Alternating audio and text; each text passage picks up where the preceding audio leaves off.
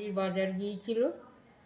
মেমারি ঘটি থেকে 3 কেজি ছানা নিয়ে আসা হয়েছে। এই ছানাটার অনেক কিছু করব, তারই জন্য এতটা ছানা আনা করিয়েছি। কেননা এটাতে কাঁচা খাওয়া হবে, মিষ্টি হবে, তরকারি হবে। আর দেখুন, এই যে জলটা রয়েছে, এই জলটা আবার যদি লেবু দিয়ে আমি কাটি, এটা থেকেও ছানা বেরোবে। কেননা এই যে আরেকটু টক টকটা ওটা কম দিয়েছে, যার জন্য একটু দুধ পড়া রয়েছে। এইটাকে কাঁচা খেতে খুব টেস্টি হয়, এটা কাঁচা খেতে খুব টেস্টি হবে। তারপর কি তরকারি হবে না? হ্যাঁ, সবই হবে। আপনারা এরকম আনবেন, খাবেন, করবেন, আর দেখতে থাকুন যে ছানাটা কতটা আনা রয়েছে। পিস করছে, দেখুন খুন্তি করে কেটে পিস করে নিচ্ছি।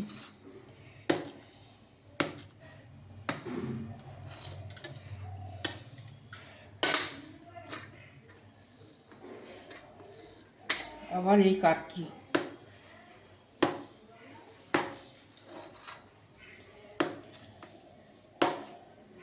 হ্যাঁ, হয়ে গেল কাটা। যে ছানা ভাজা হচ্ছে, পিসগুলো দেওয়া হয়ে গেছে, কাটাও হয়ে গেছে, সবগুলি কাটা হয়ে গেছে। এবার আমার ভাজা হচ্ছে কড়াইয়ে। আর একটু হলুদ দিলে কালারটা বেশ ভালোই আসে। রেসিপিটা করবো তখন আবার আপনাদের ডাকবো, দেখাবো।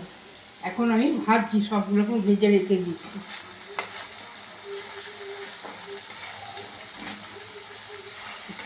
আমার ছানার ডালনা হয়ে গেছে, এখনও ফুটছে।